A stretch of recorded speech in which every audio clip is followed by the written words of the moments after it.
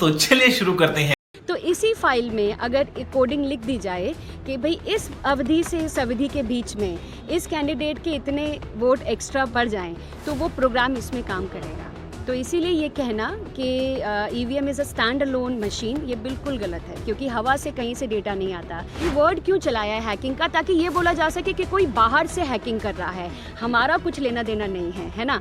तो ये हैकिंग शब्द बिल्कुल गलत है, ये इनसाइड टेम्परिंग है। कोई एप्पल बोले कि भाई हमारे जो फ़ोन है उसको कोई हैक नहीं कर सकता, हाँ बाहर से नहीं कर सकता, पर अगर एप्पल का खुद का इंजीनियर चाहे तो वो नहीं कर सकता है ना। तो हमारा बस कोई क्लेम नहीं है कि ऐसा इलेक्शन कमीशन कर रहा है।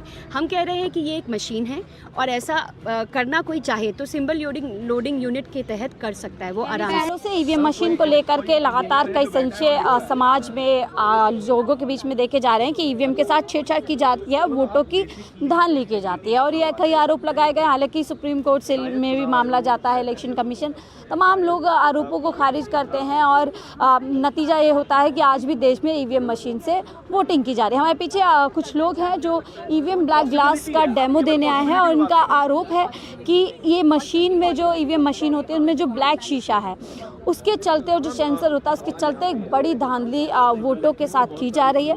ये एक बड़ा आरोप और एक तरीके से यहाँ पर डेमो यहाँ पर ये देने आए हैं। इनसे जुड़ते हुए समझते हैं कि जो आरोप लगा रहे हैं, जो डेमो देने जा रहे हैं, वो किस तरीके से वोटिंग्स को मैनिपुलेट कर रहा है और कैसे कहीं ना कहीं देश की जनता के साथ कहीं ना कहीं पूरी तरीके से विश्वासघात कर रहा है। डेमो देखते हैं और समझते हैं। एप्पल बनाना वाटरमेलन, इसका जो डिज़ाइन जो किया गया है वो ऐसा है कि एप्पल को जिताना, ठीक है। तो अभी मैं क्या होता है एप्पल को वोट देता हूँ, तो ये मैंने एप्पल को वोट दिया। अब आपको लाइट जली, एप्पल की पर्ची दिखी, ठीक है। अभी मैं इसके अंदर क्या करता हूँ, फिर एप्पल को वोट देता हूँ, ठीक है। ये दिया एप्पल को, ये लाइट जली और ये एप्पल की पर्ची, ठीक है। ये इसके अंदर एप्पल की पर्ची, ठीक है। अब मैं इसमें देता हूँ, 2 बार मैंने एप्पल को दिया, अब मैं देता हूँ बनाना को वोट। ये बनाना को मैंने वोट दिया, ये पर्ची निकली, ये बनाना दिखा दिया, ठीक है। अब मैं दोबारा 1 मिनट बनाना को वोट देता हूँ,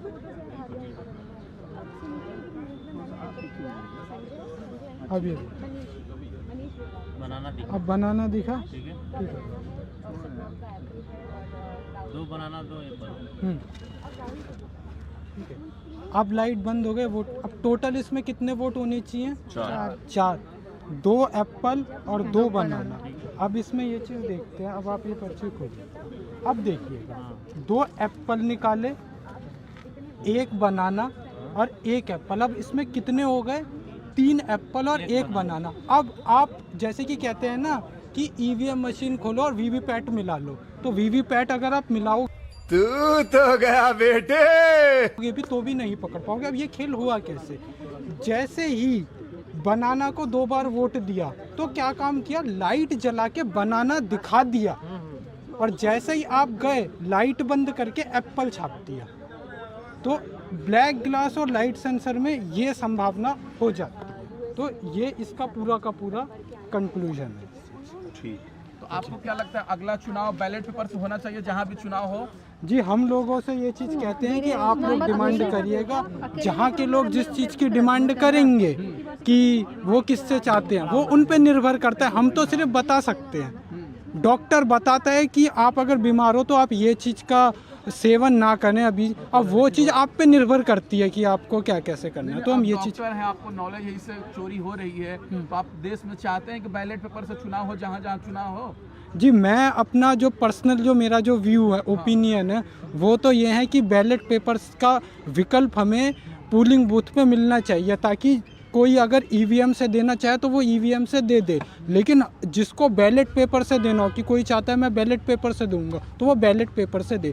हमारे पास में ऑप्शन होना चाहिए उस चीज़ का। अभी तो सिर्फ ईवीएम का ही ऑप्शन होता है। आप कह रहे हैं काले कांच और जो सेंसर लगा हुआ है, आपने हमारे सामने 2 बनाना और 2 एप्पल किए हैं, तो ये किस तरीके से प्रक्रिया कैसे पीछे से काम करती है? जी, ये कैसे पीछे से काम करती है? अभी देखो आपके सामने 2 बार यानी वो बनाना को वोट दिया था, तो क्या हुआ लाइट जला के उन्होंने बनाना दिखाया एक बार, जैसे ही वो वोटर गया लाइट बंद करके एप्पल निकाल दिया।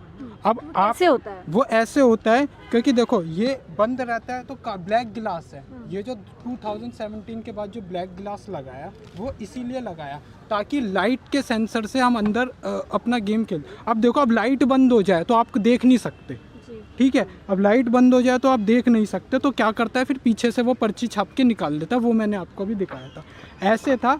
2017 से पहले इसका ट्रांसपेरेंट गिलास था तो उसमें अंदर जो भी कुछ हो रहा है वो पता चलता था, लेकिन 2017 के बाद क्या किया, यहाँ पर ब्लैक ग्लास लगा दिया और लाइट सेंसर की जो अवधि थी वो भी 15 सेकंड से करके 7 सेकंड कर दी गई। अब आप तो अपना बटन दबाया, उसने क्या काम किया कि बनाना पे लाइट दिखाई और आपको लगा बनाना को वोट दे दिया, लेकिन जैसे ही आप गए वहाँ पर उसने एप्पल छाप दिया। तो आप ये कह रहे हैं इस तरह के इनपुट पहले ही मशीन को दिए गए हैं। हाँ, पहले ही दिया गया है, पहले से ही डिज़ाइन दिया गया है कि एप्पल को ही जिताना है। तो ये चीज़ है। तो जैसे कैंडिडेट्स होते हैं तो तो मैं ये उसमें आपको बता देती हूँ, इसको सिंबल यूनिट, हाँ इसको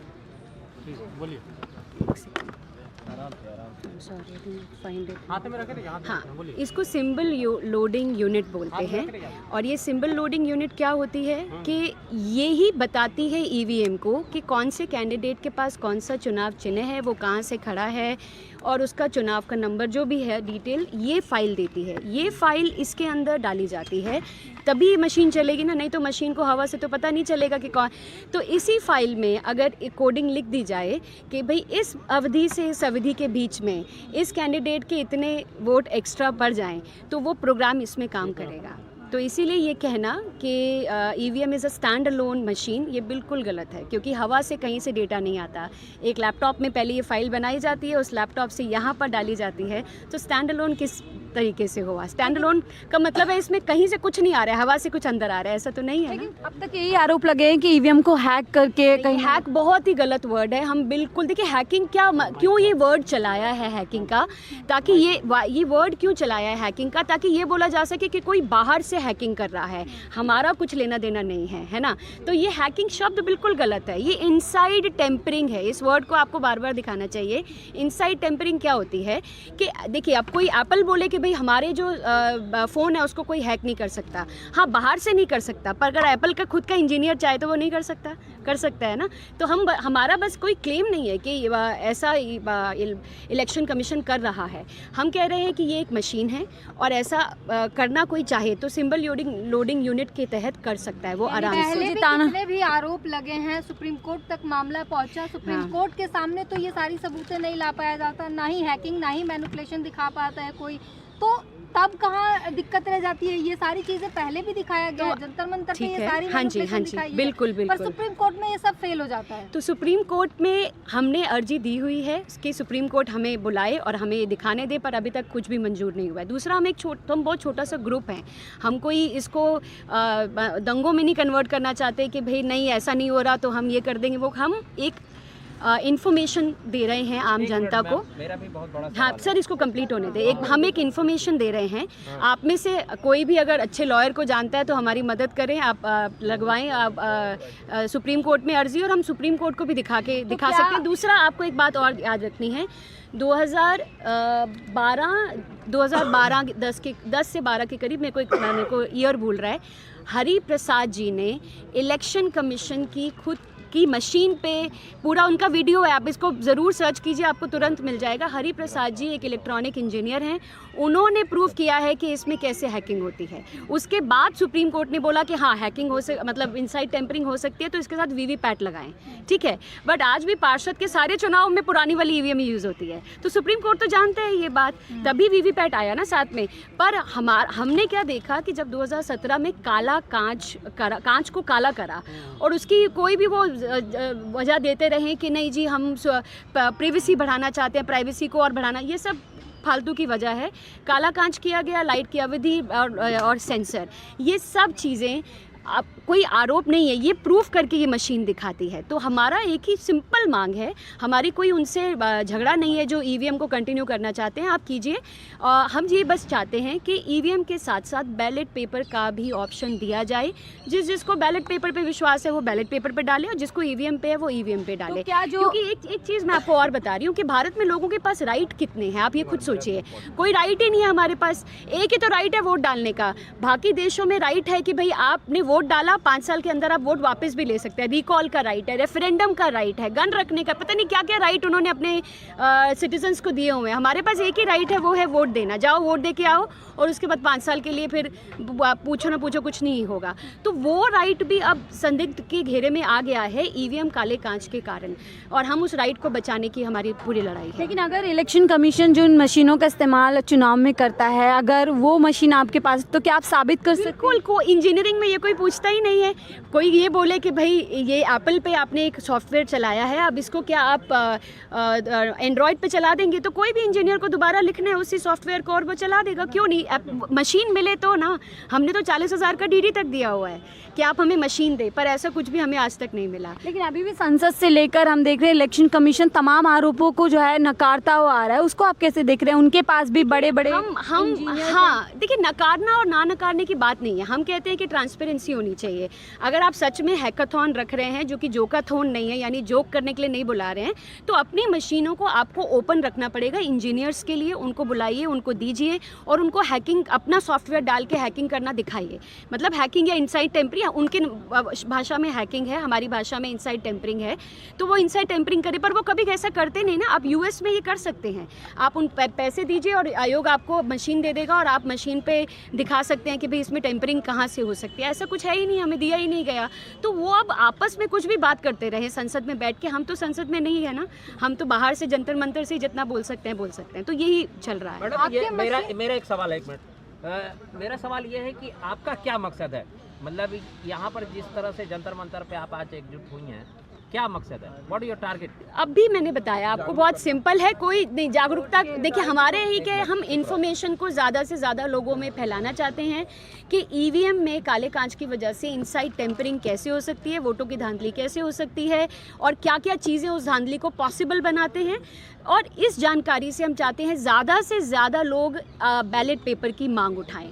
हमारा बस इतना ही मकसद है, और कुछ नहीं। आपके मशीन पे थोड़ा डाउट आ रहा है। ये जो इसमें आपने दे रखा है सीरियल वाइज है आपका ये सिंबल, और इसमें एक ही बटन दिख रहा है जिसपे मैम ये आपको लगा रखा है। तो जरा हाँ मैम, ये ये आपको सिर्फ एक सैंपल के लिए दिखाई है मशीन, कि अगर ये डिफरेंट कैंडिडेट्स होते हैं, ये दूसरी मतलब ये मशीन सेम है, बट उसका सिर्फ फॉर्मेट अलग है।